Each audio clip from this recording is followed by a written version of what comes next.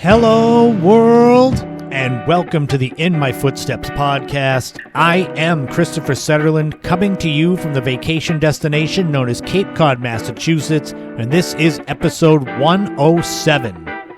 We've got a lot of reminiscing to do this week. We're going to begin by looking back at the history and memories of the legendary Christmas tree shops as they kind of get towards the last roundup. We're going to take a road trip to central Connecticut and the largest city in the state, that being Bridgeport. We're going to go way, way back in the day, 30 years ago, to look at 1993, the year in music. There's going to be a brand new top 5 as we look back at the top 5 1980s Cape Cod stores that we miss. And of course, there'll be a brand new This Week in History and Time Capsule, all coming up right now on episode 107 of the In My Footsteps podcast. Well, we're getting towards mid-August, 2/3 of the way through summer. I don't know about where you guys live, but on Cape Cod, it's been kind of an underwhelming summer. A lot more rain. We've had a few hot days, a lot more humid days, but not so much that I'm begging for fall, even though it's my favorite time of year. I think we here are kind of the anomaly as far as weather goes. I know it's record-breaking heat throughout most of the country, so I'm definitely not going to complain about it being slightly cooler and a little more rainy than it should be. Thank you so much for tuning in to the podcast wherever you're from. I know this week is going to be very Cape Cod-centric. It's my home. I can't help it. But I know I have a lot of listeners throughout the United States and in Europe, which just blows my mind. I'm super excited about how the popularity of the podcast keeps growing. This is my 5th episode back after my 6-month hiatus, and my listeners continue to grow. I'm going to continue to pump out great content, or at least what I think is great content. You can be the judge. Like I've been saying, I'm about to up the ante by creating subscribers and subscriber-based content. That's going to debut in September. I know I'm going to do some stuff through Buzzsprout, which is my hosting platform, but I'm debating on sticking with Buy Me a Coffee or going over to Patreon. For those of you that maybe have never listened to the podcast or don't know what I'm talking about with the subscriber content, it's likely going to be 1, maybe 2 extra bonus episodes a month, centered around this old blog that I used to create that was meant to be kind of a sidebar to my travel blog. And it's way more random, like a fever dream, but also a slice of life from about 15 years ago. Once I started reading them and realizing how perfectly random some of the stuff was, I couldn't wait to share it. Complete with commentary from me today, which is really going to make it just crazy. So I hope some of you out there will become subscribers. You may or may not have seen by now that I have revamped the podcast logo, updating it as I get close to my 3rd year of doing the show. I might end up making bumper stickers or keychains and such for the podcast for people that want to show their support. But you can always go buy me a coffee. I'm still doing that currently. And the biggest thing you can do is share the podcast with others. I promote it, I market it, I advertise it. But word of mouth from you, the people that listen and enjoy it, that's the best endorsement I can get. Let's get right into it, though. We're going to look now at a legend of Cape Cod business, New England business, a place I grew up on, probably a lot of you grew up on. And as it gets towards the end of its run, we're going to take a fond look back at the Christmas tree shops and its impact on a lot of us that grew up around here. Right now on episode 107 of the In My Footsteps podcast. As of the recording of this podcast, August 2023, the Christmas Tree Shops company is in its final stages of liquidation. As of last month, July 2023, there were 70 stores still remaining that were all going to close unless some kind of miracle happened, which is highly, highly unlikely. So for all intents and purposes, we are living through the final days of a beloved New England institution that got its start on Cape Cod. So before the final door of the final store is closed and the lights go out for the last time, let's take a look back at the history of the Christmas tree shop that got its start in Yarmouthport, Massachusetts. Several generations of Cape Codders and those who flock to the Cape to visit know of the unique holiday-themed series of local stores that were known as the Christmas tree shops. They were the stores that became a beloved staple of many a weekend morning of running errands. Its roots are all Cape Cod, yet over time it expanded and grew so large that it could no longer be considered a mom-and-pop operation. From humble beginnings, what became known as Christmas Tree Shop began as an idea of Charles and Alice Matthews of Yarmouthport. In July 1946, 33-year-old Charles and 37-year-old Alice came to the Cape from New York. They purchased a home and a small store at the corner of Willow Street and Route 6A in Yarmouthport that had previously been a grocery store owned by Harry Davidson. Charles was a 12th-generation Cape Codder. His father, Albert Matthews, though born in Buffalo, New York, was a direct descendant of the Matthews family that had first come to Cape Cod in 1638. He had even kept a summer home in Barnstable. After some minor improvements to the shop, including painting both the interior and exterior and adding dark green blinds, it was opened in time for the 1947 summer season and was known as the Old Corner Shop.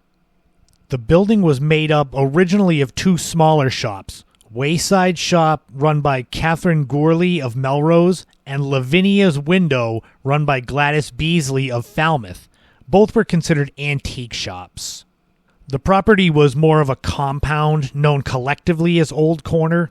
There was also the Old Corner Guest House and another small building formerly used for laundry service. The laundry service building was purchased in the summer of 1947 and removed from the property. In November 1949, Charles and Alice Matthews took over the Wayside Shop side of the Old Corner Shop and renamed the store the Christmas Shop. Charles used woodworking talents to repair antiques, while Alice's training in the arts allowed her to create greeting cards, silver jewelry, and ceramics. Their contributions were soon joined by other local artists' works, making the store a hit right off the bat. In February 1952, another land purchase changed the store's trajectory. Charles and Alice bought a neighboring parcel of land containing a barn that they wished to use as part of an expansion of the Christmas Shop. The following month, the Christmas Shop officially became known as Christmas Tree Shop, running out of the barn with the additional land being used for a parking lot. The larger store allowed the Matthews to expand their inventory to more than 200,000 items. Visitors came from all over the country, Europe, and Australia to browse and buy to the tune of more than 75,000 sales per year by 1955. Alice Matthews became a leading businesswoman on Cape Cod, becoming president of the Cape Cod Business and Professional Women's Club.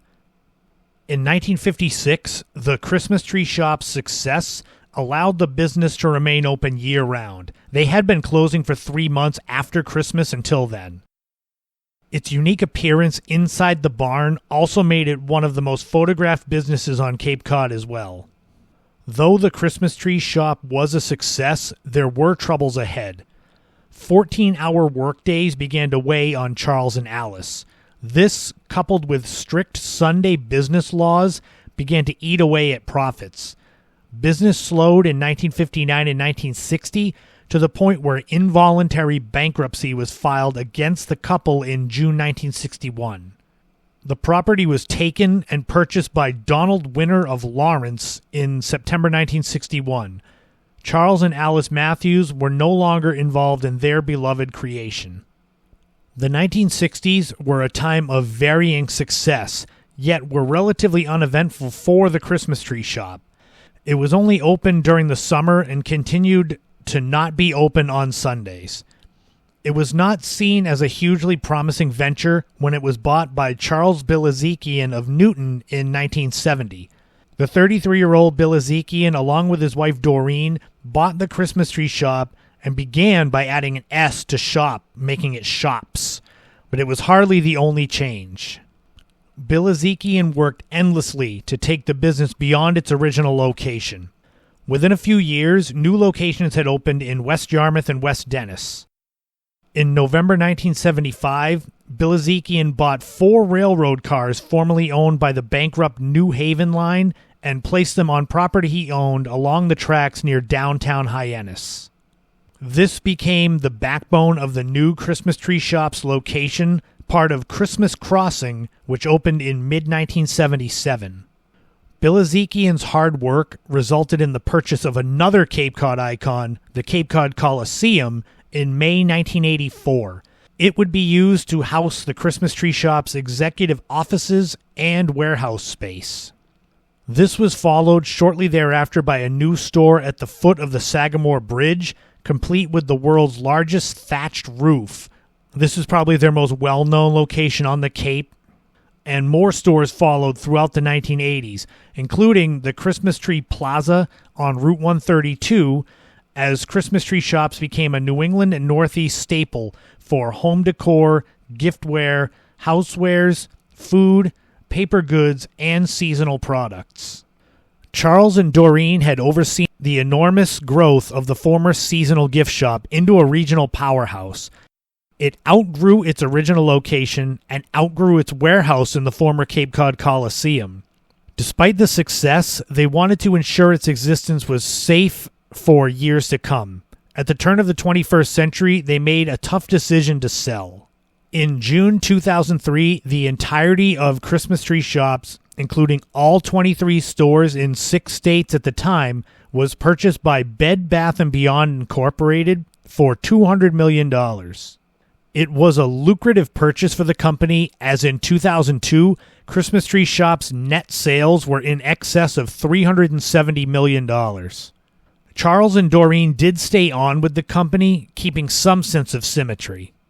As the 21st century went on, the Christmas Tree Shops business expanded far beyond the New England borders. In 2013, the franchise created the And That branch of the stores for use in non-regional markets. For places unfamiliar with the legacy of Christmas Tree Shops over the previous 4 decades, like Wisconsin, Delaware, Michigan, Georgia, and Florida, it was a new take on an old staple. The company grew from a small corner lot on Willow Street and Route 6A, which today is the Fresh Picked Gift Shop, to more than 70 stores in 21 states. The original vision of Charles and Alice Matthews grew to the most well-known gift shop on the Cape and then New England, thanks to Charles and Doreen Bilezikian. For Cape Codders of several generations, though, the Christmas Tree Shop's legacy is far simpler, as it was always a place that had been a go-to for what you needed at the price you wanted. And as sad as it is that the Christmas Tree Shops are likely going away very soon, probably by the time you even hear this podcast, there are so many memories over the generations, over the decades. For me at my age, and I don't know if it's the same for people out there, same age, similar age, the Christmas Tree Shops always remind me of my grandparents and shopping with them on weekends. The West Yarmouth location was within walking distance of my Nana's house. And although we didn't always walk there, it was an event to go there. And I can hear my Nana's voice in my head marveling at what they had and the prices that it cost. It's funny, I can still see the aisles, smell the store, hear my Nana's voice. And when you're a kid, 9, 10 years old, you think all that stuff is permanent, that it's going to be there forever. Sadly, the older you get, the more you realize that nothing is permanent. And although it's sad, it makes you appreciate the memories more. The big Hyannis store was the one that my Nina would take me and my sister Kate to when we were little. We'd always rush to the toy section to be able to pick something out. And although typically the toys were kind of knockoff brands, it was still great to get something new to play with. I can still remember those drives in my Nina's Cadillac, going down Route 6A through Yarmouthport, passing the tiger lily fields that she would always talk about being allergic to, coming through the back way into Hyannis, likely hitting up Friendly's and going to Christmas Tree Shop and picking out some kind of toy. Nearly 40 years later, those memories are still imprinted in my brain. And that's kind of the legacy of Christmas Tree Shop, I think. I hope it was the same for those of you that got to go to the stores, and that this segment of the podcast kind of brings back those memories for you. So goodbye to Christmas Tree Shops, and thank you for the memories.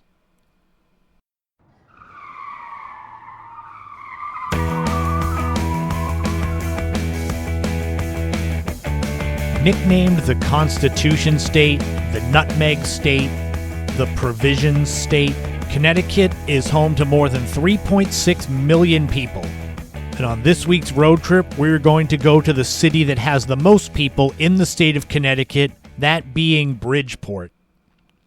As of 2021, Bridgeport, Connecticut had a population of 148,333, making it even larger than the capital city of Hartford. It is located about 70 miles northeast of New York City, while also being about 120 miles southwest of Providence, Rhode Island. Most places in New England are a manageable driving distance away from most other places.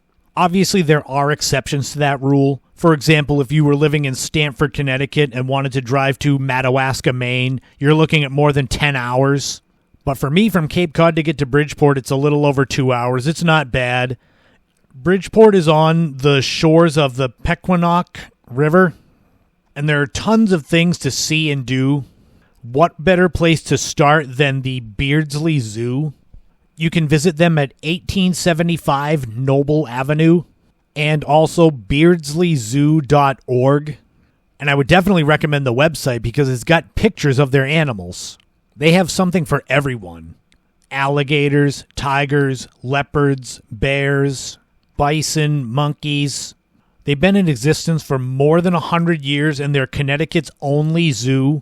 It's great for every day, but you could also book birthdays, private events, weddings. You imagine having a wedding at a zoo? Monkeys and alligators running around your wedding event? It would be just perfect chaos. There'd be a rumble with all the animals that you could bet on. No, that's not how it goes. It sounds like an idea you'd get after having a few drinks. And if that interests you, there's plenty of stuff to do like that in Bridgeport. You could go to Fifth State Distillery, which is located at 259 Asylum Street, and also fifthstatedistillery.com. There they produce gin, vodka, whiskey, other specialized spirits. Touring a distillery is always interesting. I've done that on Cape Cod at Devil's Purse in Dennis. They do tours, they do pickups where you can order and go get it. Rather than going to a liquor store, go right to the source. They have won Connecticut Gin Distillery of the Year 3 years running. And former chemical engineer Rob Schulten is the head distiller. So they're highly reputable. I know not all of you that listen to the podcast are history lovers like me, but you might make an exception to go to the Barnum Museum. They are located at 820 Main Street and also barnum-museum.org. Now, a heads up, as currently at the recording of this podcast in August 2023, the museum is not open to the public as they're beginning a major reconstruction of the exterior. But if you couldn't tell by the name, the building is a museum about legendary entertainer P.T. Barnum. The building that houses the museum is the last building that can be attributed to Barnum. And everyone knows his name with the Barnum and Bailey Circus, but before that it was just P.T. Barnum Circus. The museum has more than 60,000 artifacts dedicated to P.T. Barnum, the town of Bridgeport in general, and the 19th century overall. You can go and visit their website and get a better idea of what there is there, and then obviously they'll give you a heads up when they're open again. I just didn't want to skip over this and then have people from Bridgeport or the surrounding area reach out and say that I missed the Barnum Museum. As you may or may not know, I am a huge lover of lighthouses. Bridgeport has two. There's Fairweather Island Light, also known as Black Rock Harbor Light, based on the body of water it's near. It's a 40-foot tall octagon wooden tower that was originally built in 1808. There's parking at the end of Barnum Boulevard, and don't worry, Fair Island is not an island, and you can walk right out to it. There is also the oddly named Tongue Point Lighthouse. It's a 31-foot tall black cast iron lighthouse that's affectionately referred to as the Bug. It's on the western shore of Bridgeport's harbor, and it was originally opened in 1895. Bridgeport Harbor is one of only 3 deep water harbors in Connecticut, and the only reason I could think of that this was called Tongue Point is just the way the land sticks out. But but I could see why they'd rather call the lighthouse the Bug than Tongue Point Light. Perhaps the crown jewel of Bridgeport, Connecticut is Seaside Park. It's 325 acres. It borders the harbor. It borders Long Island Sound. Frederick Law Olmsted was one of the men that helped lay out the park, and his big contribution is Central Park in New York, with P.T. Barnum also being a big contributor as to why the park was created. It's located at 1 Barnum Dike, but would be pretty easy to find with any GPS. It's highly recommended for swimming, for picnicking, just enjoying the outdoors. But if you need an actual reason to go to Seaside Park, maybe you could choose to go to the Sound on Sound Music Festival. It's Connecticut's biggest music festival. This year it's September 30th and October 1st of 2023. It's a weekend that includes Red Hot Chili Peppers, Trey Anastasio from Phish, John Mayer, Alanis Morissette. Go to soundonsoundct.com and you'll see everything. The full lineup for both days, pictures of what it looks like to be there. If you're looking to go to Bridgeport, to go to the Sound on Sound Music Festival, or make it more than just a day trip to go visit there, I would say to check with Airbnb or stay in areas around Bridgeport. I didn't have a lot of luck finding hotels in the actual city, but that doesn't mean you can't go and stay nearby and drive into Bridgeport. Hell, you could even go drive there and then take the ferry all the way across to Port Jefferson on Long Island.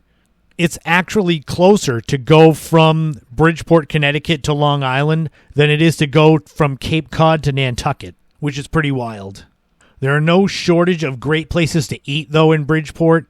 I would recommend Ralph and Rich's at 815 Main Street or ralphnriches.com.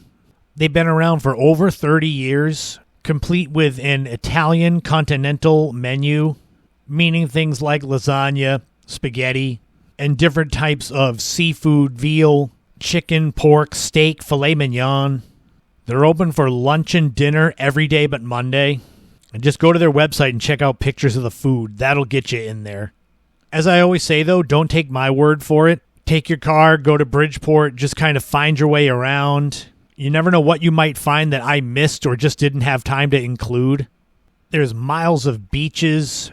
Who knows, little secluded areas you could find along the beach, along the Pequannock River or Cedar Creek. Go to either ctvisit.com and find Bridgeport or bridgeportct.gov to get a better idea of things that you can do and see and eat and where to stay. Maybe they have places I couldn't find. It's the largest city in Connecticut, and it's got so many things to see and do. So take the time and go visit the city of Bridgeport, Connecticut, one of the hundreds and hundreds of amazing places in New England. And I'll be back next week to share another one of those on next week's road trip.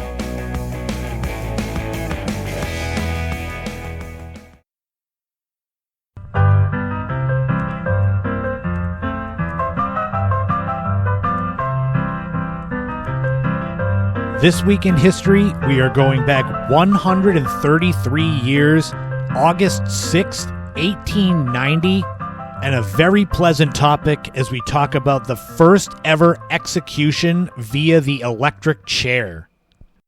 It's all sunshine and rainbows this week on This Week in History as we look at a man named William Kemmler, who became the very first person in the world to be executed by the electric chair. The electric chair itself as a device was conceived in 1881 by a dentist named Alfred Southwick. It was refined and developed throughout the 1880s as a supposed humane alternative of execution to hanging. You can be the judge of what's more humane, dangling by a rope by your neck or just getting zapped until your head is fried.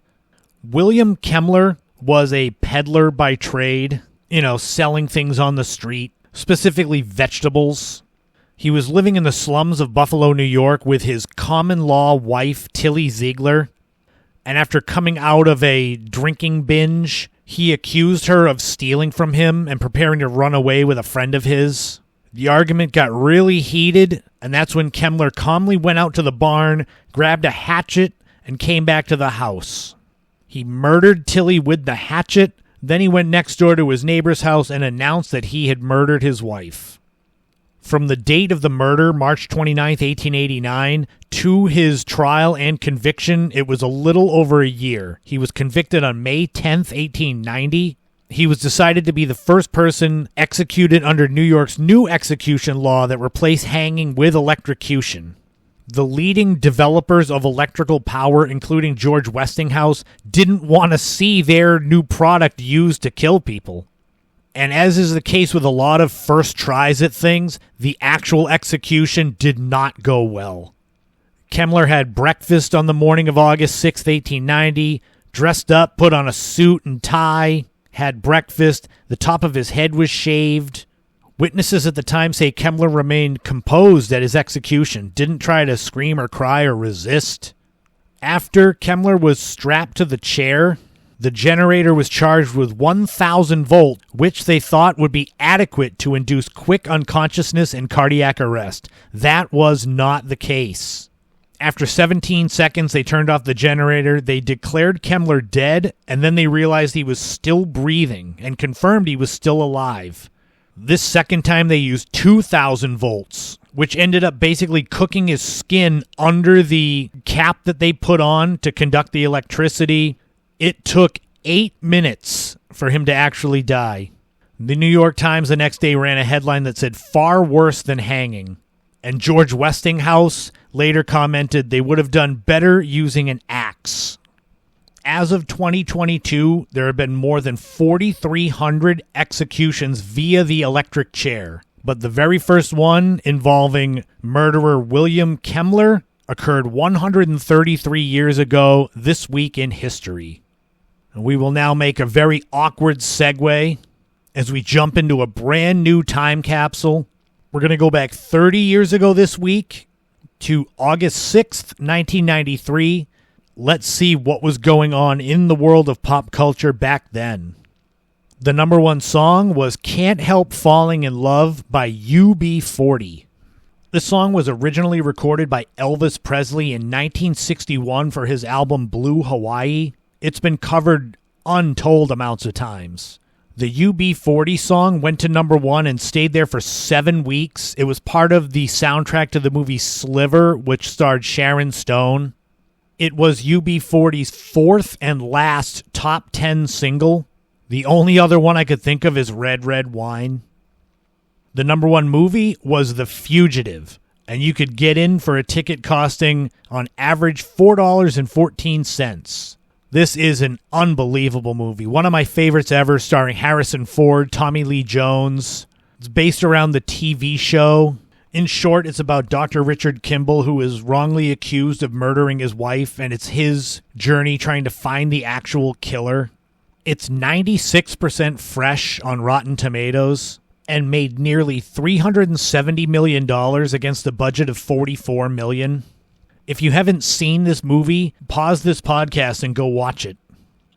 The number one TV show was 2020. This is ABC's award-winning news program. It's been on since 1978, so 45 years. It was meant to be kind of a rival to CBS's 60 Minutes TV show. They had some legendary names like Hugh Downs, Barbara Walters, Diane Sawyer, Sam Donaldson, Connie Chung, John Stossel, and more. I looked, but I could not find exactly what was on the show August 6th, 1993. So I don't know why it was number one. And if you were around back then, August 6, 1993, getting ready for back to school, or if you just liked being outside and being active, you could get yourself a pair of Nike Air Cross Trainer sneakers for $49.99 at the Head and Foot Shop. For those longtime Cape Codders, they know that the Head and Foot Shop was on the main streets of Orleans, Chatham, and Provincetown. I had to do that at least once. They were also in Hyannis and Dennisport. They existed roughly from 1970 to 1999 with those memorable radio ads that became an earworm to me when I was a kid in school. They were owned all through its existence by a man named Scott Barron. And the Head and Foot Shop serves as a perfect segue as we wrap up This Week in History and wrap up the time capsule and jump into the top 5, which are top 5 1980s Cape Cod stores we miss. Is the Head and Foot Shop on that list? Well, let's find out right now.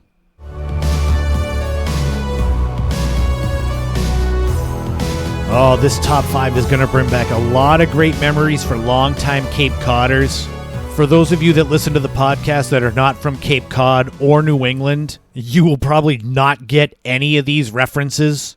But for those of you that do, that lived on Cape Cod, grew up on Cape Cod in the 1980s, we're going to look back at some Cape Cod stores that we miss.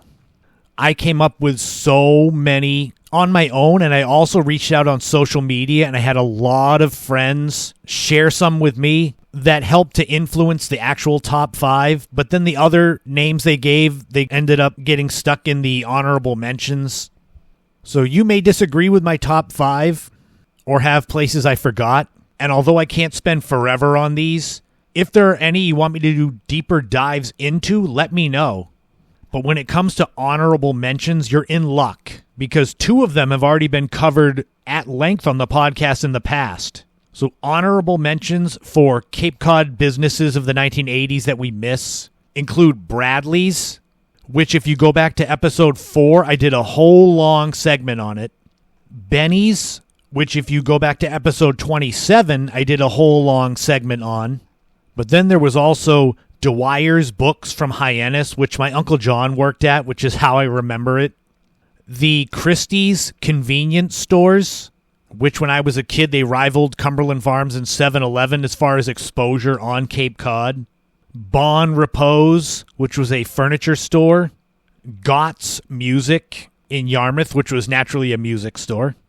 Colonial Candle of Cape Cod, which still exists, but not on Cape Cod, which is weird. Robert's 1 Hour Cleaner, which had a few locations on Cape Cod and was run by my great Uncle Roland, which is how I remember that place. And of course, the Head and Foot Shop that you just heard me talk about in the time capsule. That is a lot of names right there. Do you remember any or all of them? Well, get ready, because we're going to jump into the actual top 5 right now. Starting with number 1, Cotton Pickin' Tees. They were in existence roughly from 1974 to 1992 in Hyannis, a t-shirt shop on the corner of Route 28 and Willow Street. They were in a brick building that would later be occupied by Cam Appliance. This company may end up getting a deeper dive by me, because in doing the research for this segment, I forgot how big they were. They were making upwards of 1 million t-shirts a year and did shirts for the 1980 Olympics. They were owned by a man named Paul Kodrowskis and were a giant of Cape Cod business when they were around. Number 2 is Butner's Department Store. They had 3 locations on Cape Cod in Hyannis on Main Street, Harwich, and Sandwich.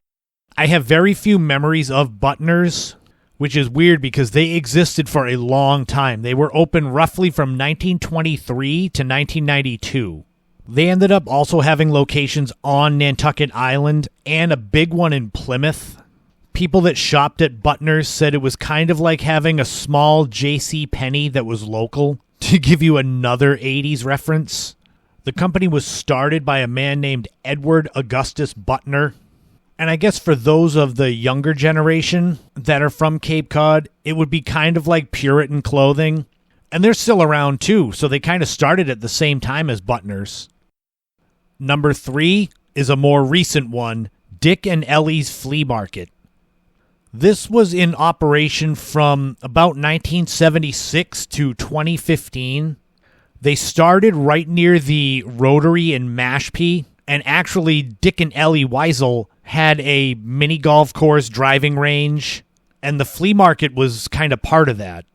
In the early 2000s, they moved to this plot of open land near Patriot Square in Dennis, and it was a flea market, a giant flea market, open typically weekends in the summer, but it was huge. If you go by Theopolis Smith Road, it's behind Cumberland Farms, next to the Cape Cod Rail Trail parking lot. It's a monstrous open area that's kind of overgrown now. That was where Dick and Ellie's was. Interest in flea markets kind of waned in the 2010s, which is why they ended up closing. Number 4 is Close Quarters. They were open roughly from 1976 to 1991. They had 5 locations on Cape Cod: Hyannis, West Harwich, Orleans, West Yarmouth, and Falmouth. The company was owned by a man named James Shanley. They were referred to as an off-price clothing store. I would guess kind of akin to Marshall's or TJ Maxx. I will try to find logos or pictures of these places to share on social media if that interests any of you. One thing I noticed with these places I chose is the timing of their demise, and I'll tie it all together after we give you one last place, and that's number 5, Robinson's 5 and 10. A 5 and 10 was a 5 and 10 cent store where theoretically everything would be priced for a nickel or a dime. Robinson's was open from roughly 1957 to 1995. At their peak, they had 6 locations on Cape Cod in southeastern Mass: Orleans, Harwichport, Middleborough, Nantucket, Martha's Vineyard, and South Yarmouth. The South Yarmouth one is the one I remember. It was located in the plaza on Route 28 where Ocean State Job Lot is now. It was a little bit down from where Job Lot would be because Job Lot used to be Angelo's. But again, the 5 and 10 cent store, that was a relic of the past, so it was only natural that that would be phased out. One thing I noticed, and something that I may have to do a segment on in a future podcast, is the timing of the demise of a lot of Cape Cod legendary businesses. If you notice, just in this top 5, 4 of the 5 places went out of business in the early 1990s. And that was also the case for a lot of restaurants, nightclubs, and bars and such. So it was sort of a changing of the guard. But there you have it. Top 5 1980s Cape Cod stores that we miss. Do you remember these? Do you miss these? Cotton Pickin' Tees, Butner's Department Store, Dick and Ellie's Flea Market, Close Quarters, and Robinson's 5 and 10. Like I said, if you want any deep dives into these, let me know. Cotton Pickin' Tees might get one. But I'll be back next week with a brand new top 5. Likely about things that appeal to a wider variety of my listeners rather than just us that grew up on Cape Cod in the 1980s.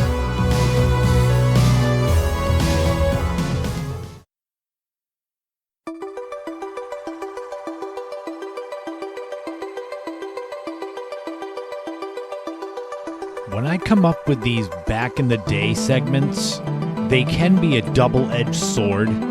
Because on one hand, I love nostalgia. I love reminiscing about things from my life, from the old days, quote unquote. But on the other side, there are times when I realize just how much time has passed, where events I talk about don't seem like they could be that long ago, but there's no denying how the hands of time move. And that's how it's going to be this week, as we go back 30 years ago and look at 1993, the year in music, as we go way, way back in the day. If you ask me what was 30 years ago, I'd say it was sometime in the 80s. But oh no, time keeps drifting away. I'm going to do my best to do kind of a comprehensive overview of 1993. There'll be a lot of familiar things for those of you that grew up during that time. But obviously in one segment of the podcast, I'm going to have to gloss over a lot of stuff. So you can always pause this, go do some searching on YouTube for some music or iTunes. The first thing I think of when I think of 1993 is it being the final full year of the grunge movement. Way back in episode 15, I talked about the day grunge music died. That was with the death of Kurt Cobain from Nirvana. It didn't immediately die, but it trended downhill very quickly after that, after he died in April 1994. So for all intents and purposes, 1993 was the last full year of those glory days, which were pretty short. You had Nirvana releasing their In Utero album, which saw a little bit of a change from the Nevermind album. And it makes me sad, kind of a what could have been if they had stayed together, what their music would have sounded like into the late 90s, early 2000s. But you also had Pearl Jam's Versus album, which again saw them changing a little bit, evolving from their 10 album. Then there was the Jar of Flies EP by Alice in Chains, Siamese Dream from the Smashing Pumpkins. All these albums are 30 years old now. Those 4 albums I just spoke of, they dominated my mixtapes that I would make. But there are a lot more great albums from legendary bands and artists. Radiohead made their debut with Pablo Honey. That was when people thought they were the next U2, and they kind of went in a different direction. There was also the debut album from Counting Crows, which was a massive hit. I think of them as a little bit more alternative than pop rock. At least that first album was. You had the Cranberries making their debut with their album Everyone Else Is Doing It, So Why Can't We, that had that massive hit song Linger. Janet Jackson had a huge album just called Janet. It's interesting because all of those artists that I just named with the new albums were already established or became established in 1993. But there were some bands that formed that year that ended up getting famous in the later 90s. Bands like Garbage, Korn, Third Eye Blind, Wilco, and Daft Punk, who they got famous more in the early 2000s and then way later in the 2010s. They all were formed in 1993. And a couple of iconic bands ended in 1993, those being New Order, who had the big hit song Blue Monday, in addition to others, and the Pixies, who had songs like Where Is My Mind. If you really want to get a slice of what 1993 was all about in music, I guess mainstream or pop culture, you could look at some of the one-hit wonders. What I did was make a top 10, and obviously I will kind of fly through these, but you can go on to Spotify and kind of make yourself a top 10 one-hit wonders of 93 list if you want based on these. Do you remember Insane in the Brain by Cypress Hill? Informer by Snow? What about Cantaloupe by Us 3? Come Baby Come by K7? Hey Mr. DJ by Jeanne? I learned how to pronounce that right because I had a sister who listened to it. I'm Gonna Be 500 Miles by the Proclaimers, which that song's chorus just grated on my nerves for years. Not as bad now as I've gotten older, but ugh. Into Your Arms by the Lemonheads. More and More by the Captain Hollywood Project. It's a very dance hall electronic song. Rebirth of Slick, also known as Cool Like That, by Diggable Planets. And What's Up by Four Non Blondes. There are a lot of other one-hit wonder songs from 93. I kind of picked the ones that spoke to me the most as far as the time, reminding me of school dances. This was my freshman year of high school. For all those new artists and the one-hit wonders and the big hit albums, there were some legends that left us in 1993, including legendary trumpet player Dizzy Gillespie, Conway Twitty, Frank Zappa, and Mia Zapata, who you may not have heard of. I'll try to sum it up. She was the lead singer for a Seattle-based grunge band called The Gits. She was murdered in the early morning hours of July 7th, 1993, walking home to her apartment from the Comet Tavern in the Capitol Hill area of Seattle. It took 10 years for the murder to be solved. Zapata's friends created this home defense group called Home Alive. They organized benefit concerts, put together albums. That's how I got familiar with Mia Zapata, was when I bought the Home Alive, The Art of Self-Defense album that came out in February 1996. And it had a lot of songs from a lot of Seattle-based artists, Soundgarden, Nirvana, Pearl Jam, Heart. But there were a lot of other really big news stories and events in music in 1993. 1993 was the year of the Bodyguard soundtrack, the movie Whitney Houston starred in. The movie and album came out in late November 1992, but 93 was when it really hit big. It became the best-selling soundtrack of all time. The best-selling female single of all time was I Will Always Love You, Whitney Houston's cover of the Dolly Parton song. The soundtrack was number one for 20 non-consecutive weeks. If you weren't around back then, you have no idea how big that movie and soundtrack was. The big winner at the 1993 Grammy Awards was Eric Clapton, who won 6 awards out of the 9 he was nominated for. He even performed his hit song Tears in Heaven, which was for his young son who had died a few years earlier. His Unplugged album is unreal. It's where you really see his talent as a guitarist. Other winners that year included Katie Lang for female pop performance for Constant Craving, Boys to Men for R&B performance by a group or duo for End of the Road. Oh, and Sir Mix-a-Lot won a Grammy for Baby Got Back. Yay, 90s. 93 was also the year that Prince became the symbol, the love symbol. He did so on his 35th birthday, and this was because of a dispute with his record label. This also marked the beginning of a period where Prince definitely strayed away from the music that got him famous. He got more into jazz and such. If you're interested in Prince's time away from being a pop megastar, I definitely recommend his Rainbow Children album from 2001.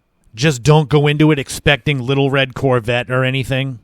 2 things that were of importance to me in 1993 that I didn't know until after the fact. One was the Nirvana Unplugged in New York show from October 93 that would prove to kind of be the swan song for the band. Sure, they toured a little more and eventually released You Know You're Right, the song that came out in 2002 that they had recorded in January 1994. But the whole funeral getup and vibe for the set of the show was very prophetic. And the way that so much of the music was not their own hit songs, it was more of a who's who of people that influenced the band. It was like it was tying a bow on their career, but we didn't know it at the time. And then on July 17th, 1993, Guns N' Roses played their last show with their most famous lineup for 23 years. I was a huge GNR fan, but when you're a kid, you don't know as much about what's going on behind the scenes with bands. And 1994 was meant to be the first year that I went to any concerts. I wanted to go to Lollapalooza. Nirvana was supposed to be the headliner. If Guns N' Roses had toured, maybe I would have gone. I guess I should have known Guns N' Roses was winding down, at least with that lineup, when most of their last songs they released for the last few years were covers of other bands. They became a glorified cover band. Perhaps the most famous story to come out of 1993 was the Michael Jackson child molestation case. Boy, that was a shocker. I mean, he was always weird and eccentric, I guess, but I never saw him as anything dangerous. No pun intended on his album. He eventually settled with his accuser early the next year, and the case was eventually dropped because basically the lead witness didn't want to cooperate anymore. But despite that, public opinion changed. That was where Michael Jackson's strange private life kind of began to outweigh his musical talent, because I don't think anyone ever denied that he was one of the greatest artists of all time, but all his backstage, behind-the-scenes, private life drama just began to outweigh it all. And we'll wrap up our look at 1993 with a look towards the future. This was the time before most people had internet. I didn't have internet. But on September 20th, 1993, British alt band Depeche Mode hosted an AOL chat where they would get to interact with their fans. Needless to say, in the infancy of internet, it did not go well. It was marred by connection problems, which included the band not even being able to sign in. It was a disaster, but it was a sign of better things to come. And that wraps up the look at 1993, the year in music. I tried to get through as much as I could to bring back as many good memories to you. If you enjoyed this kind of year in review, I could do more of these for back in the day segments for music, for entertainment and such. I don't really want to do news and politics stuff because I prefer fun pop culture stuff, so let me know if you enjoyed it. And I'll be back next week and we'll go back in the day again. Well, that's going to do it. That will wrap up episode 107 of the In My Footsteps podcast. I hope you longtime Cape Codders enjoyed it. I hope that all of you that live all across New England, all across the United States, and over across the ocean, I hope you all enjoyed it. Thank you all so much for tuning in, sharing the podcast. You can always think about supporting me on Buy Me a Coffee, becoming a subscriber when that becomes available. And obviously I'll have way more info when it's actually something that's happening. If you can't get enough of me, I'm all over social media. Instagram, Threads, Twitter, YouTube. There's a Facebook fan page. I'm thinking about doing a Facebook group for the podcast, gauging interest if anyone wants to do that. I don't want to create a group and then have it just sit and collect cobwebs. If you ever have questions, comments, anything, you can always email me, ChristopherSetterland@gmail.com.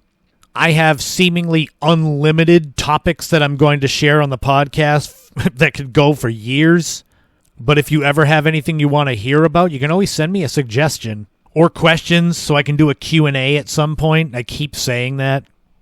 The podcast will keep going, though. Next week, we'll be back for episode 108. This is going to be a very special episode for me. A lot to do with someone that you hear me mention on this podcast almost every week. My oldest friend, Barry Menard, as we get close to his birthday. I'm going to tell you a little bit about my friend, why I talk about him a lot, why he's still such an important part of my life, more than 35 years after I first met him. We're going to take a road trip to the small town of Scituate, Rhode Island. We're going to go way back in the day and look at the very first X Games, which were held at Fort Adams in Newport, Rhode Island in 1995. There's going to be a brand new top 5 that are the top 5 weirdest Rhode Island laws. This made me laugh so much putting this together that I may have to start looking at more stuff like this for future podcast segments. And as always, there'll be a brand new This Week in History and Time Capsule coming up next week on episode 108 of the In My Footsteps podcast. In most places in the country, it's hot, it's humid. It's great to be outside, but it can be a bit overwhelming. So remember to take it easy, stay as cool as you can. If you can be in the AC, put on the podcast, sit back and relax. Take care of yourself, take care of your mental health. Do what makes you happy. If it's not hurting anyone, then definitely do it. Lean into those things that make you happy. Hopefully this podcast is one of those things, which I definitely appreciate if it is. But mental health is so important. Look out for yourself, because most people are going to look out for themselves first, so, be a part of that. If you need a distraction besides this podcast, I've got 9 books, 3 of which that have come out this year. Keep your eyes open on August 18th, Friday, 1 p.m. at the Osterville Village Library. I'll be there doing a presentation on Searching for the Lady of the Dunes, my true crime book. The presentation will also be live via Zoom on YouTube, which is awesome. The library's putting that together, so even if you can't be there, you can be there to watch it live. And you can find all my books, ChristopherSetterland.com, my homepage website, Amazon. And again, thank you all so much for tuning in, for giving me a little bit of your time. I know time is precious, so you spending some of that with me really makes me feel good, keeps me going with the podcast. Remember, in this life, don't walk in anyone else's footsteps. Create your own path. Leave the biggest footprint you can, because you never know what tomorrow brings. Your life is a movie. Your life is a book. Make it something that other people will want to watch or want to read. Thank you all for tuning into episode 107 of the In My Footsteps podcast. I am Christopher Setterland, and I will talk to you all again soon.